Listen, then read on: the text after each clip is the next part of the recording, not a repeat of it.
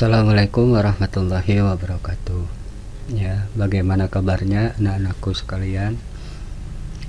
Ya, kali ini kalian berjumpa lagi dengan saya ya. Ya, siswa kelas 11 IPS ya dalam mata pelajaran sosiologi. Tentunya karena saya tidak mengajar di kelas 10 tahun kemarin, maka otomatis kalian barangkali kurang begitu mengenal saya ya. Mudah-mudahan suatu saat kita ketemu ya, wabah COVID-19 ini cepat berakhir, kita akan ketemu lagi di kelas ya. Baiklah, untuk kesempatan kali ini dalam rangka pembelajaran di rumah, sebenarnya saya sudah menyediakan banyak sekali media ya, diantaranya blog, kemudian video yang lain yang masih dalam bentuk audio, yang bentuk audio visual saja ya, visual ya, menekankan titik tekan pada visual. Barangkali banyak kekurangan ketika kemarin ulangan ya, saya coba evaluasi, barangkali media yang saya berikan ada kekurangannya ya. Maka kali ini saya akan mencoba membuat satu video dengan video pembelajaran ya, dengan suara saya yang menjelaskan ya. Saya akan menjelaskan materi sosiologi kelas 11 semester 1 ya. Baiklah, kita mulai saja. Materi sosiologi kelas 11 semester 1 itu terdiri dari 3 bab ya. Bab yang pertama materi tentang kelompok sosial ya. Bab yang kedua materi tentang permasalahan sosial, dan bab yang ketiga materi tentang perbedaan, kesetaraan, dan harmoni sosial ya. Untuk awalan materi bab pertama, kita akan mencoba memasuki materi yang bab pertama, yaitu tentang kelompok sosial. Materi tentang kelompok sosial ini pun akan saya bagi menjadi beberapa bagian, karena kalau disatukan dalam satu pertemuan atau dalam satu video akan terlalu panjang ya, sangat panjang ya. Maka saya bagi materi ini menjadi beberapa bagian ya. Ya, nanti saya jelaskan. Kita mulai saja menerangkan materi atau menjelaskan materi bab pertama ya. Menerangkan, kalau bahasa kita menerangkan, dibuat terang berarti ya.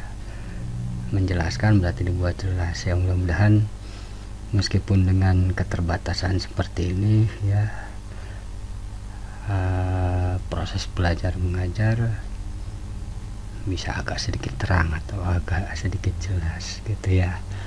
Ya, silakan kalian dengarkan pemaparan dari saya. Mudah-mudahan ya, mudah-mudahan efektif ya,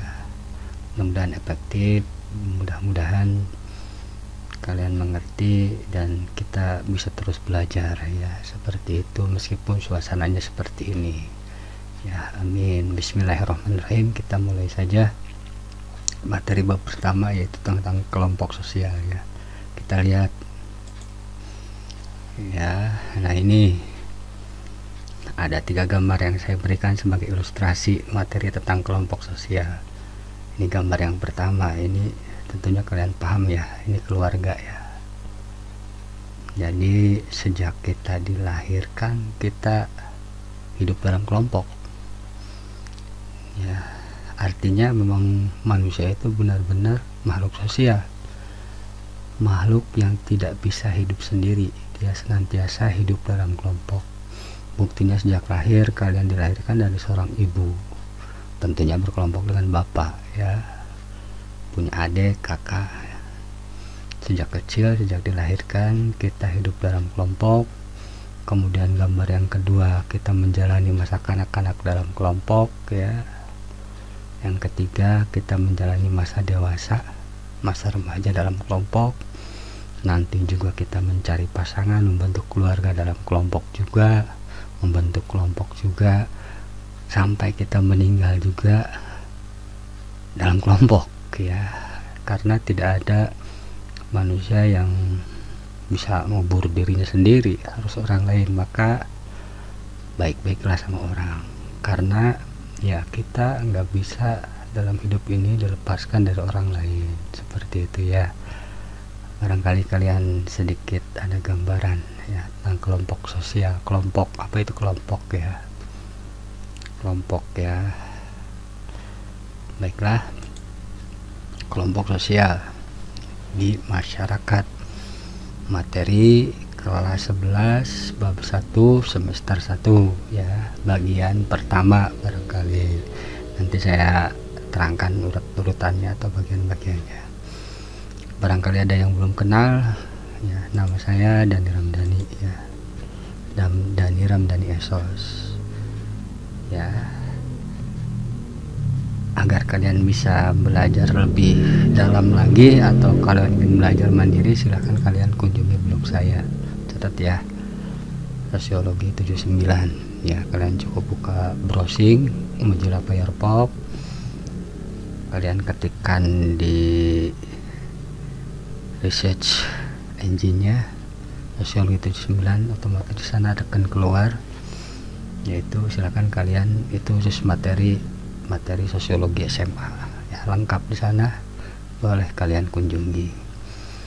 Selanjutnya kita lanjutkan ya, udah agak sedikit ada gambaran itu apa itu kelompok sosial ya. Kelompok sosial ya, tujuan kalian belajar materi tentang kelompok sosial ini adalah, atau tujuan pembelajaran, artinya dengan mempelajari materi tentang kelompok sosial ini, kalian diharapkan mampu ya, atau setelah mempelajari bab ini Anda diharapkan mampu apa yang kompetensi, kemampuan apa yang akan Anda miliki setelah mempelajari materi kelompok sosial ini ya, nanti diujikan sama saya ya, seperti itu. Yang pertama, kalian bisa menggambarkan atau mendeskripsikan dasar-dasar pembentukan kelompok sosial. Misalnya di pertanyaan nanti saya tanyakan apa yang mendasari terbentuknya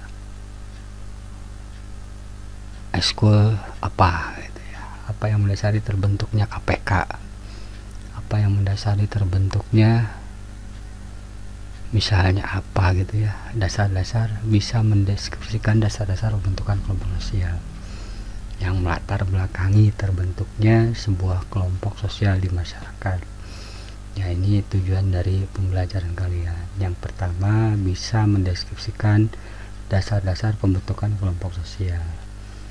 Yang kedua, bisa mengidentifikasi berbagai bentuk ya, bentuk-bentuk kelompok sosial, karena kelompok sosial itu bentuknya banyak sekali ya, tidak sama, banyak sekali bentuknya.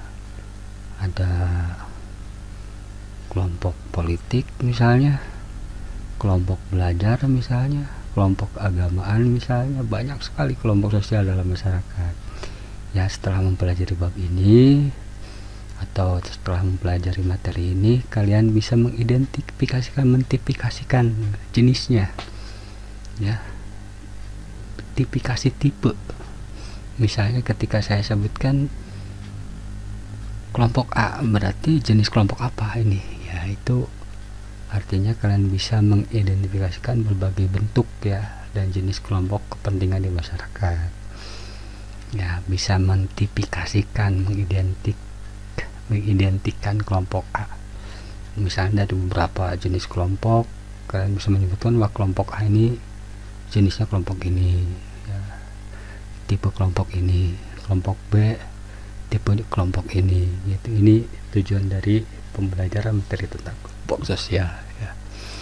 Yang ketiga, bisa memahami, setelah mempelajari bab ini kalian bisa memahami karakter ya, atau ciri khas, karakteristik khusus atau ciri khas khusus, atau partikularisme ya. Silakan kalian cari di kamus apa itu partikularisme. Partikularisme, partikular itu lawannya dari universal ya. Kalau partikular partikular itu sebagian, universal itu keseluruhan ya. Ya silahkan nanti kita bahas ya. Dan eksklusivisme kelompok ya. Eksklusif itu lawannya, kebalikannya dari inklusif. Kalau eksklusif sifatnya tertutup, kalau inklusif sifatnya terbuka ya. Ada kelompok eksklusif, kelompok yang tertutup berarti ya. Tidak sembarangan orang bisa masuk kelompok tersebut, itu eksklusif namanya. Kalau inklusif kelompok yang terbuka ya, gitu. Seperti itu ya. Ini tujuan yang ketiga. Yang keempat, bisa memahami pola hubungan. Pola itu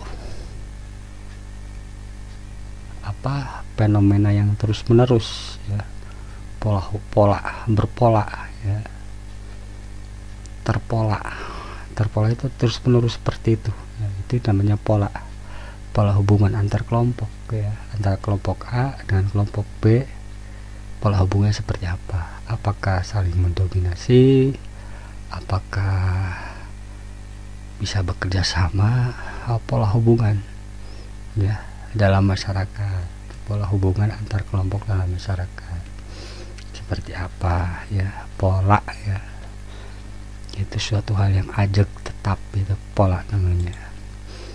Yang terakhir, setelah mempelajari bab ini atau materi kelompok sosial ini, kalian diharapkan bisa mendeskripsikan atau menggambarkan dinamika. Dinamika itu dinamis itu berubah ya. Dinamika kelompok sosial ada dinamikanya. Jadi kelompok sosial itu tidak statis, tidak tetap, tapi senantiasa berubah ya, berkembang, tumbuh ya, dengan bertambahnya anggota jadi tambah besar, kembang ya. Atau dinamika itu jadi kelompok sosial sesuai dengan karakter manusia yang senantiasa berubah, tidak pernah tetap. Kelompok sosial pun akan senantiasa berubah. Misalnya dalam keluarga ya, anak kecil kemudian besar dewasa, jelas berubah ya, keluarga tersebut akan berubah ya, seperti itu. Jadi tidak ada yang namanya kelompok sosial yang statis terus seperti itu, pasti mengalami perubahan dengan bertambahnya anggota, dengan keluar anggota ya, keluarnya anggota, atau dengan bubarnya kelompok tersebut, atau dalam hubungan keluarga misalnya cekcok, konflik dan lain sebagainya. Itu dinamakan dinamika kelompok sosial, dinamis, nantiasa dinamis dan berubah. Nah ini tujuan kalian belajar materi tentang kelompok sosial ya. Kita lanjutkan. Dalam pembahasan tentang kelompok sosial ini, saya akan mencoba membagi materi kelompok sosial ini dalam beberapa bagian. Karena terlalu panjang, maka tidak bisa saya berikan langsung satu video gitu ya. Bagian yang pertama, kita akan membahas dasar-dasar pembentukan kelompok sosial ya. Yang kedua, syarat dan ciri kelompok sosial. Yang ketiga, proses dan faktor pembentuk kelompok sosial. Ini bagian pertama.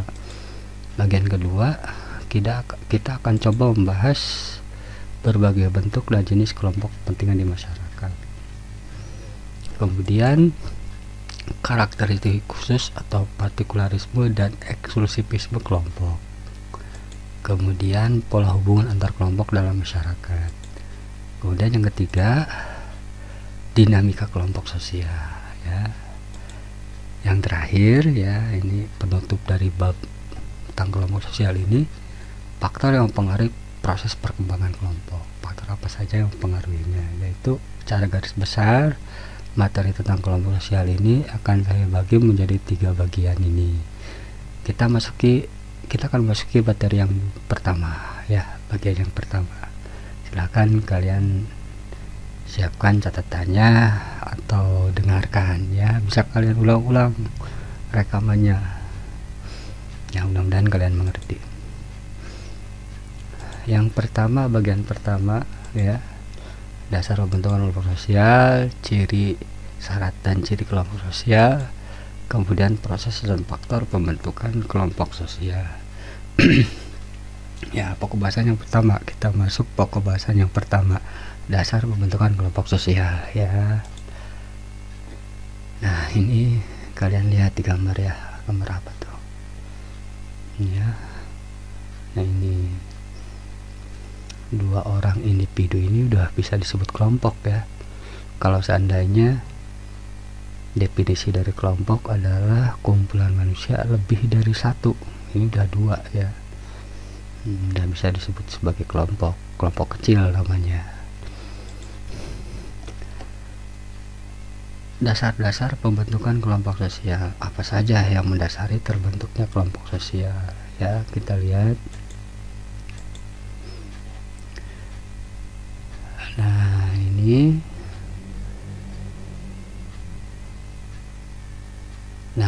sejak dilahirkan manusia sudah mempunyai dua hasrat. Jadi sejak kita lahir kita memiliki dua hasrat atau dua keinginan ya, atau naluri ya. Naluri itu suatu hal yang memang manusia dibuat seperti itu sama Tuhannya. Jadi kalau misalnya manusia tidak melakukan itu, dia mengingkari kemanusiaannya, bukan manusia gitu ya. Sejak manusia dilahirkan, manusia sudah mempunyai dua hasrat atau dua keinginan dalam dirinya, atau kepentingan pokok bagi kehidupannya, penting ya. Suatu hal yang penting, kepentingan itu ada kata penting. Makan kan penting, kalau nggak makan mati ya. Atau kepentingan pokok bagi kehidupannya, keberlangsungan hidupnya ya. Sejak dilahirkan manusia sudah mempunyai dua hasrat atau dua kepentingan pokok bagi keberlangsungan hidupnya ya. Dia bisa hidup seandainya dia bisa memenuhi dua kepentingan ini, maksudnya seperti itu. Yang pertama, hasrat atau keinginan untuk menjadi satu dengan manusia lain di sekelilingnya. Jadi manusia itu betul-betul makhluk sosial ya. Buktinya apa? Ya kalian dilahirkan bukan dari batu, dari orang lain ya kan ya, seperti itu. Jadi sejak lahir atau kodratnya manusia itu punya keinginan atau punya hasrat untuk menjadi satu dengan manusia lain di sekelilingnya ya. Karena itu naluri, karena itu bawaan dari Tuhannya, kodratnya, maka kalau seandainya diingkari, tidak bisa terpenuhi, maka dia akan sengsara hidupnya. Itu maksudnya seperti itu ya. Contoh kecil, kalian nggak suka dikucilkan, nggak mau hidup sendiri, selalu ingin diakui ya kan, nggak mau diisolasi ya. Itu membuktikan bahwa naluri manusia ya, kodrat manusia itu hidup dengan orang lain ya. Atau kata Aristoteles, manusia itu John Politikon, makhluk sosial, makhluk yang tidak bisa hidup seorang diri ya. Dua hasrat, dua kepentingan pokok dalam hidupnya, keinginan untuk menjadi satu dengan manusia lain di sekelilingnya ya, ingin menjadi satu. Makanya materi kelas 10 bab terakhir dengan pengendalian sosial, salah satu bentuk hukuman atau sanksi yang paling berat itu fraudulen, dikucilkan atau diasingkan ya. Bahkan manusia bisa jadi bunuh diri karena merasa diasingkan, merasa tidak diakui oleh manusia sekelilingnya atau oleh kelompoknya. Maka manusia punya hasrat, punya naluri, keinginan untuk menjadi satu dengan manusia lain di sekelilingnya, tidak boleh enggak. Makanya baik-baiklah terhadap orang lain gitu ya, hikmahnya ya. Yang kedua ya, keinginan atau hasrat untuk menjadi satu dengan lingkungan alamnya ya, ingin menjadi satu dengan alamnya ya. Kalau misalnya kita telisik lebih mendalam, kenapa manusia punya kodrat ingin menjadi satu dengan lingkungan alamnya? Tentunya karena kita sendiri dibuat oleh Tuhan dari tanah, dari alam, dan hidup kita sendiri tidak akan pernah bisa dilepaskan dari tanah ya, baik dari segi kebutuhan dan lain sebagainya. Oleh karena itu pada dasarnya manusia itu ingin satu dengan lingkungan alamnya ya. Makanya kalian Coba lihat di kota modern, semodern apapun, di gedung bertingkat atau kantor semewah apapun, orang selalu meletakkan vas bunga, ya, atau ornamen-ornamen, hiasan-hiasan bunga, pohon-pohonan, tumbuh-tumbuhan. Ya, itu membuktikan bahwa manusia pada dasarnya, ya, naluriahnya ingin menyatu dengan lingkungannya.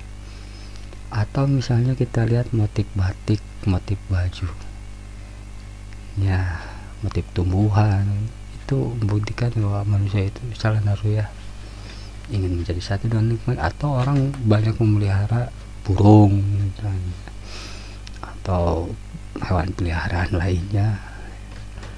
Naluri ini atau kenyataan ini, kodrat ini tidak bisa diingkari, ya. Oleh karena itu, baik-baiklah terhadap alam, jangan mencemari alam, ya, karena kita tidak bisa dilepaskan dari alam atau dari lingkungan, ya. Bersikap bijaklah terhadap alam, ya, seperti itu.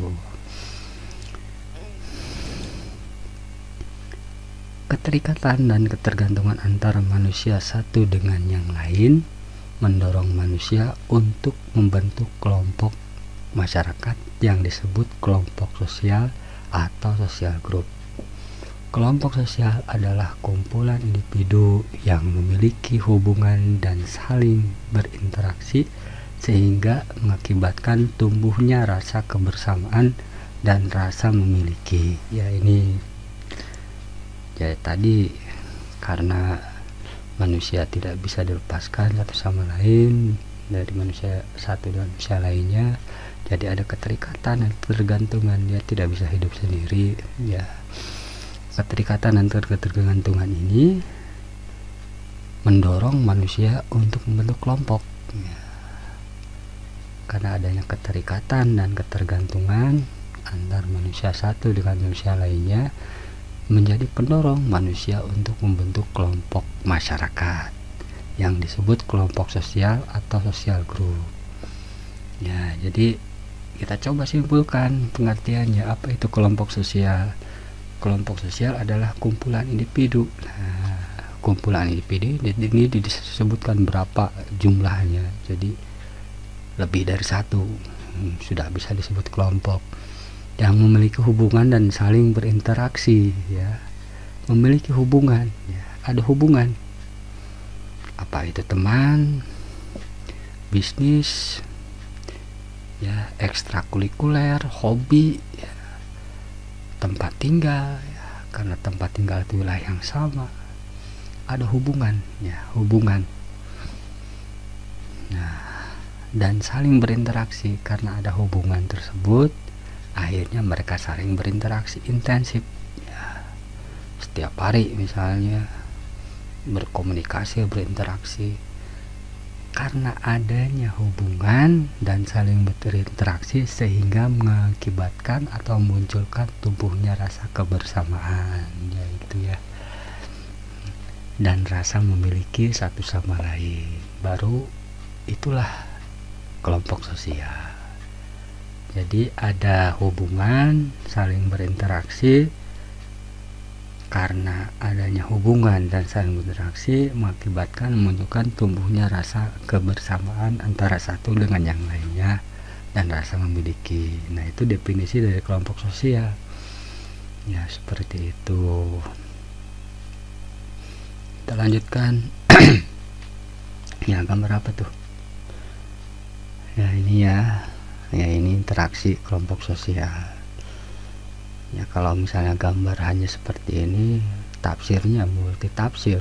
Orang bisa menafsirkan apapun karena tidak adanya keterangan. Tapi cukup kita tafsirkan ini kelompok sosial, ya. Syarat dan ciri kelompok sosial. Syarat itu artinya ketentuan, ya. Ketentuan kumpulan manusia bisa disebut kelompok sosial. Karena tidak semua kumpulan manusia bisa disebut kelompok sosial. Ya, contohnya misalnya orang nonton konser dangdut. Ya, itu ada yang mengkategorikan itu kelompok sosial tidak teratur, ada yang kategorikan itu kerumunan. Kerumunan itu bukan kelompok sosial. Maka di sini disebutkan syarat atau ketentuan kumpulan manusia. Sebuah kumpulan manusia bisa disebut sebagai kelompok, dan ciri dari kelompok sosial. Syaratnya apa? Kita lihat syarat kelompok sosial ya, atau ketentuan kumpulan manusia bisa disebut sebagai kelompok sosial. Di antaranya memiliki pola interaksi. Ada pola interaksi. Pola itu apa ya? Pola itu sesuatu yang dilakukan secara terus-menerus atau ajeg. Ya, pola atau struktur pola ya. Pola itu pola interaksi terus-menerus seperti itu, berpola ya, pola. Jadi bentuk ya, memiliki bentuk interaksi atau pola interaksi. Hal yang sama dilakukan terus-menerus itu sehingga disebut pola ya, terpola, ajeg terus-menerus. Ya, syarat kelompok sosial yang pertama memiliki pola interaksi. Ya, pola interaksi tersendiri, memiliki pola interaksi. Contohnya di sekolah, antar sesama siswa pola interaksinya seperti apa? Ya, polanya ada semacam ketentuan dalam berinteraksi. Ya, barangkali kalian bisa bebas bicara dengan sesama teman kalian. Tapi ketika kalian berinteraksi dengan guru, polanya udah lain. Jangan disamakan dengan ketika kalian berinteraksi dengan sesama kalian, dengan sesama siswa. Itu pola, memiliki pola-pola komunikasi, pola interaksi yang berbeda-beda. Jadi syarat kelompok sosial yang pertama memiliki pola interaksi. Pola interaksi antar eskul FKIRM dengan eskul Pansar barangkali beda ya. Pola interaksi FKIRM agak sedikit lemah lembut barangkali ya. Kalau Pansar karena dia pencinta alam maka agak keras gitu lah pola interaksinya antar sama anggotanya. Ini syarat dari kelompok sosial. Yang pertama bagi pola interaksi ya. Yang kedua ya itu ya, pihak yang berinteraksi mendefinisikan dirinya sebagai anggota kelompok ya. Jadi orang yang berinteraksi tersebut mendefinisikan dirinya sebagai anggota kelompok ya. Kalian ketika berinteraksi dengan misalnya siswa kelas 11 IPS 1 berinteraksi dengan 11 IPS 2, kalian akan mendefinisikan bahwa diri saya itu kelas 11 IPS 1. Atau ketika kalian ditanya di luar ya, di jalan pulang sekolah di mana nak? Ya, otomatis kalian akan menjawab karena kalian mendefinisikan diri kalian sebagai bagian dari siswa SMA 1 Cibeber ya. Otomatis kalian akan menjawab bahwa saya adalah siswa SMA Negeri 1 Cibeber. Ya, kelas berapa atau kelas apa? Kalian otomatis akan mendefinisikan diri kalian dengan kelas 11 IPS 1 misalnya, kelas 11 IPS 1 itu misalnya seperti itu. Jadi otomatis kalian bisa mendefinisikan kalian sebagai bagian dari anggota kelompok tertentu gitu ya. Atau ketika ditanya eskulnya apa, misalnya PMR gitu ya, otomatis kalian akan menjawab. Atau anak siapa ya, otomatis kalian akan menjawab anak dari Bapak Anu. Gak mungkin kalian bingung anak siapa ya, seperti itu. Jadi pihak yang berinteraksi mendefinisikan dirinya sebagai anggota kelompok. Yang terakhir, dan ya anggota kelompok tersebut ya atau pihak yang berinteraksi didefinisikan orang lain, orang di luar kelompok dia sebagai anggota kelompok tertentu. Misalnya ketika kalian pulang sekolah keluar memakai seragam, otomatis orang di luar di pasar akan mendefinisikan kalian sebagai siswa SMA 1 Cibeber ya. itu siswa SMA 1 Cibobar. Jadi yang kedua, kalian sendiri mendefinisikan kalian sebagai bagian kelompok, dan kalian sendiri dilihat orang lain sebagai bagian di kelompok tertentu. Kalian mendefinisikan diri kalian sebagai siswa SMA Negeri 1 Cibobar, dan ketika dilihat oleh orang luar mendefinisikan kalian atau melihat kalian sebagai siswa SMA Negeri 1 Cibobar. Itu ada 3 syarat kelompok itu ya. Yang pertama, pola interaksi. Yang kedua, kita mengidentikan diri kita sebagai bagian di kelompok tertentu ya. Yang ketiga, orang lain melihat kita anggota dari kelompok tertentu. Itu syarat dari kelompok sosial, ada 3 ya. Mudah-mudahan kalian paham ya. Yang berikutnya ini gambar apa ya, gotong royong ya, sedang bergotong royong. Ini ya, ini kelompok. Kalau kita mengatakan bahwa syarat kelompok ada hubungan ya, ada pola interaksi, ada interaksi, terus kemudian ada kebersamaan ya.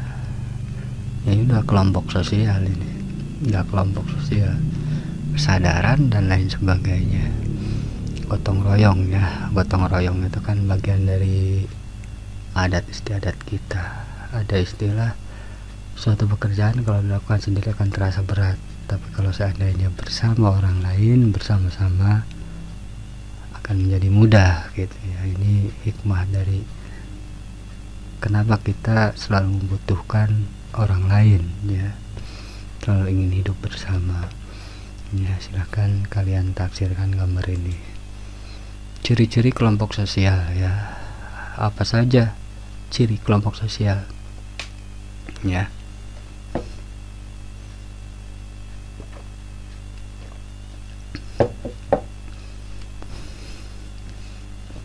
Yang pertama, kelompok sosial adalah satu kesatuan yang nyata, dapat dikenal dan dapat dibedakan kelompok sosialnya ya. Ciri satu kesatuan yang nyata, bisa dilihat, satu kesatuan ya. Kelompok sosial adalah satu kesatuan yang nyata. Yang nyata itu artinya bisa dilihat kasat mata gitu ya, dapat dikenal, dikenali, dan dapat dibedakan kelompok sosialnya.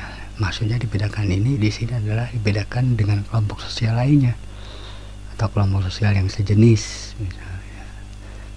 Ya, misalnya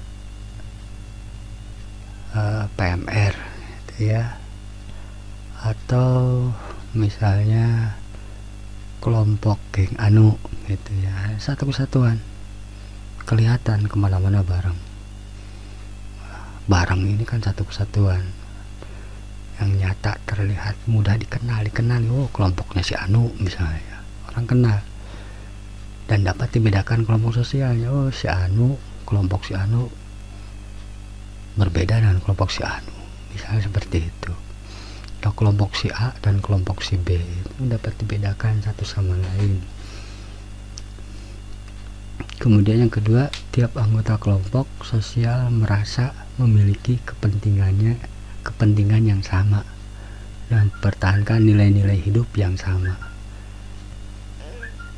Nah, tiap anggota kelompok sosial merasa memiliki kepentingan yang sama ya. Kepentingan kalian belajar kan sama, ke sekolah menjadi siswa SMA Negeri 1 Cibobar, punya kepentingan yang sama untuk belajar. Kepentingan kalian ikut eskul FKIRM kan sama misalnya, atau eskul PMR kan sama. Dan kalian merasa bisa mempertahankan nilai-nilai hidup yang sama ya. Tiap anggota kelompok sosial merasa memiliki kepentingan yang sama dan mempertahankan nilai-nilai hidup yang sama. Tiap kelompok sosial memiliki struktur sosial karena terdiri dari individu yang saling terkait satu sama lain berdasarkan status dan peranannya. punya struktur ya. Kelompok sosial biasanya punya struktur, siapa ketuanya, anggotanya siapa, misalnya struktur kelas ya, ketuanya siapa, anggotanya siapa, bagian seksi keamanan siapa, peralatan siapa ya. Tiap kelompok sosial memiliki struktur sosial karena terdiri dari individu yang saling terkait satu sama lain berdasarkan status dan peranannya. Status itu tahu ya pengertian status ya. Nah, kedudukan yang dimiliki seseorang itu status, jabatan atau kedudukan. Misalnya status kalian ya pelajar, siswa, status kalian ya status saya guru. Dan setiap status pasti memiliki konsekuensi, yaitu peranan ya. Karena status kalian pelajar atau siswa, maka konsekuensi atau akibatnya ya harus belajar. Karena status saya guru, maka konsekuensi atau kewajiban saya atau akibatnya ya saya harus mengajar ya. Itu status dan peran. Tiap kelompok sosial memiliki struktur sosial karena terdiri dari individu yang saling terkait satu sama lain berdasarkan status dan peranannya ya. Misalnya kelompok SMA Negeri 1 Cibubur, ada strukturnya, kepala sekolahnya siapa ya, peranannya apa ya, TU-nya gimana, terus gurunya, terus kemudian bagian keamanannya, satpamnya, bagian tukang bersih-bersihnya, penjaga sekolahnya, ada dan satu sama lain saling terkait, tidak bisa dipisahkan gitu ya. Coba kalau setiap orang guru misalnya, ya siapa yang bersih-bersih, atau semua orang kepala sekolah gitu ya, terkait satu sama lain, nggak bisa dipisahkan berdasarkan status dan perannya. Ini kelompok sosial, ini cirinya. Yang ketiga, memiliki struktur. Pasti yang namanya kelompok itu punya struktur. Siapa kepala keluarganya, ibu rumah tangganya, anaknya ya, ada kakaknya, adiknya, ada strukturnya. Tiap anggota kelompok sosial memiliki peran-peran yang berbeda ya, tentu kalau perannya sama ya nggak mungkin jadi hidup bersama ya kan. Makanya kenapa setiap orang bersama, kenapa orang bersama ingin hidup bersama, karena berbeda gitu ya. Kalau sama-sama sama saja ya nggak mungkin bisa hidup bersama. Kenapa laki-laki dan perempuan hidup bersama? Karena berbeda. Coba kalau sama laki-laki yang nggak mungkin ya, bisa menghasilkan anak ya, karena berbeda, memiliki peran yang berbeda, maka membentuklah sebuah kelompok gitu ya. Anggota kelompok sosial, tiap anggota kelompok sosial memiliki peran-peran yang berbeda, perannya berbeda tapi saling melengkapi satu sama lain sehingga kelompok tersebut bisa berjalan harmonis ya, seperti karena perbedaan. Tiap kelompok sosial memiliki norma-norma kelakuan yang mengatur peran anggota ya, punya aturan-aturan ya. Kelompok sosial itu punya aturan-aturan mengatur peran ya. Peran seorang ibu harusnya seperti ini, ada aturannya meskipun tidak tertulis ya. Atur peran masak misalnya atau menjaga anak-anak. Peran bapak ada aturannya meskipun ya tidak ditulis gitu ya, tapi peranannya ada. Peran guru apa, kalau dia tidak ngajar seperti apa, norma ya, aturan-aturan. Materi kelas 10 ada aturan, berarti ada sanksi gitu ya kalau seandainya aturan tersebut tidak dijalankan. Tiap kelompok sosial memiliki norma-norma kelakuan yang mengatur peran anggotanya ya. Ini ciri-ciri dari kelompok sosial.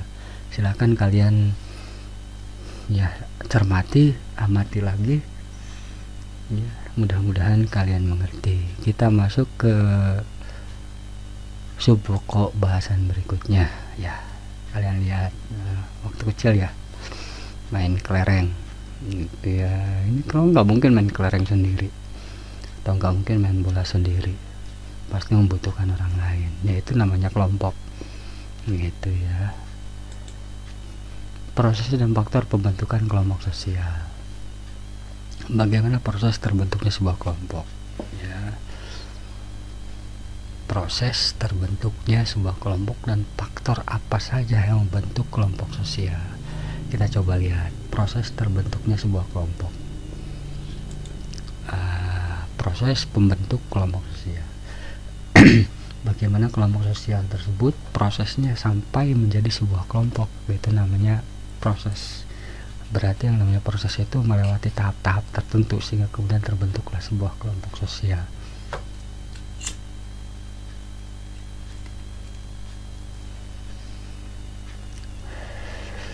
Proses pembentukan kelompok sosial ya, kita lihat manusia adalah makhluk sosial yang secara kodrati tidak dapat hidup tanpa orang lain.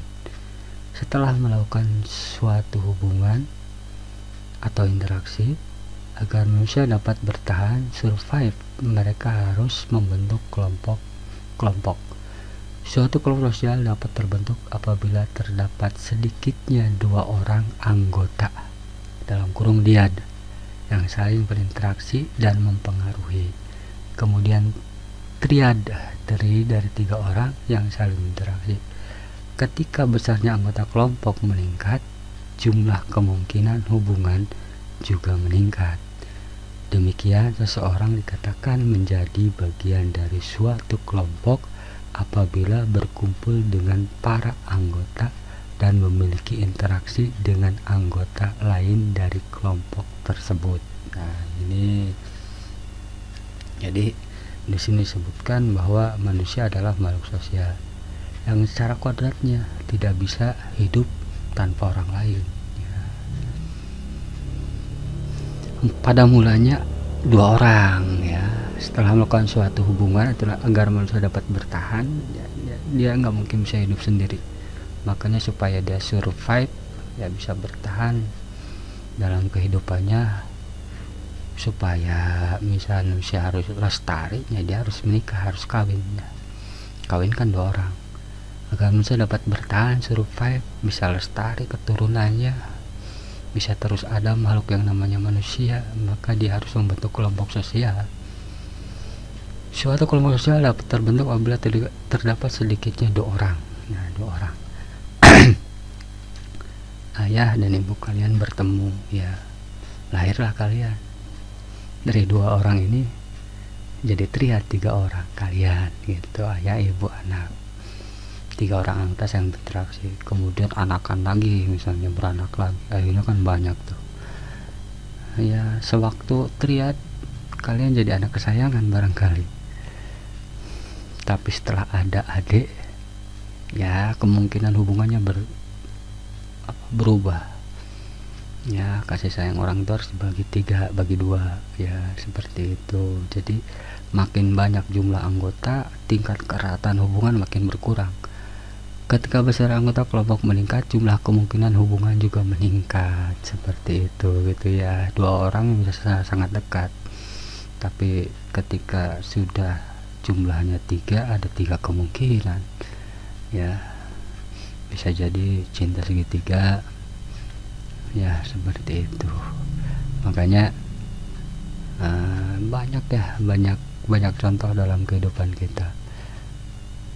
Demikian seseorang itu akan menjadi bagian dari suatu kelompok apabila berkumpul ya.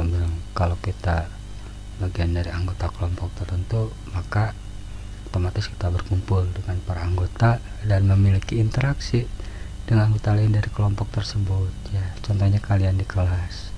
Ini awal mula terbentuknya kelompok 2, 3, banyak ya. Proses atau pembentukan kelompok sosial. Nah, ini kalian lihat ya. Biasanya ini kelompok apa kalian tafsirkan gambar ini? Kelompok pengajian atau apa? Atau arisan? Silahkan kalian tafsirkan masing-masing, banyak tafsir ya, karena tidak ada keterangan di bawahnya, maka kita bebas menafsirkan apapun ya. Ini kelompok sosial. Faktor pembentuk kelompok sosial, faktor apa saja yang membentuk kelompok sosial ya. Ada beberapa faktor yang dapat menjadi penyebab terbentuknya kelompok sosial, diantaranya sebagai berikut. ada beberapa faktor yang dapat menjadi penyebab terbentuknya kelompok sosial, diantaranya sebagai berikut.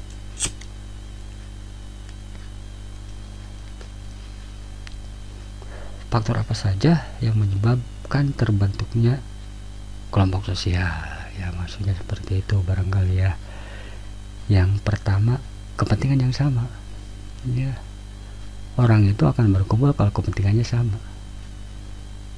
Ya, kalau kepentingannya beda ya nggak akan berkumpul ya. Karena kepentingannya sama, keinginannya sama, maka orang akan cenderung membentuk kelompok ya. Kenapa kalian lebih memilih eskul FKIRM? Ya, barangkali kepentingannya sama ya dengan anggota kelompok eskul FKIRM. Kenapa kalian lebih memilih PMR? Karena punya kepentingan sama. Kenapa kalian berkumpul di sekolah, di kelas, enak di rumah tidur? Karena kepentingannya sama, belajar ya, seperti itu. Karena memiliki kepentingan yang sama, individu-individu itu akan cenderung berkelompok, seperti itu. Yang kedua ya, faktor membentuk kelompok jelas pertalian darah atau keturunan yang sama, keluarga besar misalnya, atau keluarga luas, extended family, atau misalnya marga ya, kalau di Batak itu marga karena pertalian darah yang dianggap sama, marga Sitorus misalnya. Ketika bertemu di mana, di Jakarta atau di mana, dia akan cenderung berkumpul dan mengidentikan dirinya satu darah dengan marga Sitorus yang lainnya, sehingga membentuk kelompok perkumpulan, misalnya perkumpulan marga gitu ya. Kemudian daerah atau wilayah yang sama, orang akan cenderung berkelompok karena daerah atau wilayah yang sama. Coba kalian misalnya setelah keluar dari SMA merantau ke Jakarta, ketemu dengan orang Cibeber, meskipun bukan saudara, meskipun bukan siapa-siapa, dan letaknya berjauhan dari rumah kalian, kalian akan merasa saudara gitu ya, akan merasa dekat karena faktor daerah atau wilayah yang sama gitu ya. Misalnya perkumpulan mahasiswa Pasundan di Jogja gitu, yang sama, maka orang akan cenderung berkelompok. Imala Ikatan Mahasiswa Lebak atau apa gitu ya, karena wilayah atau daerah yang sama, seorang akan cenderung berkelompok ya, atau manusia akan cenderung berkelompok. Ini faktor pembentukan kelompok sosial. Faktor apa saja yang melatar belakangi terbentuknya kelompok sosial? Ada 3: kepentingan yang sama, pertalian darah atau keturunan yang sama, daerah atau wilayah yang sama gitu ya. Jelas ya? Ya. Ya, ini ya, bagian pertama sudah selesai. Ya, mudah-mudahan kalian paham. Kalau ada pertanyaan silakan di komen di YouTube ya, atau kalian mention langsung di Facebook, di WhatsApp ya. Silakan kalian tanyakan ya, mudah-mudahan kalian mengerti. Silakan ulangi kembali rekamannya, terus kemudian kalau kalian ingin memperdalam atau ada istilah yang belum jelas, silahkan kalian kunjungi blog pembelajaran saya, banyak alternatif ya. Mudah-mudahan kalian mengerti. Terima kasih. Untuk minggu depan kita akan memasuki materi kedua, ya ini pokok bahasan di materi kedua ya. Mudah-mudahan ada umur. Terima kasih. Wabillahi taufiq wal hidayah ya. Assalamualaikum warahmatullahi wabarakatuh.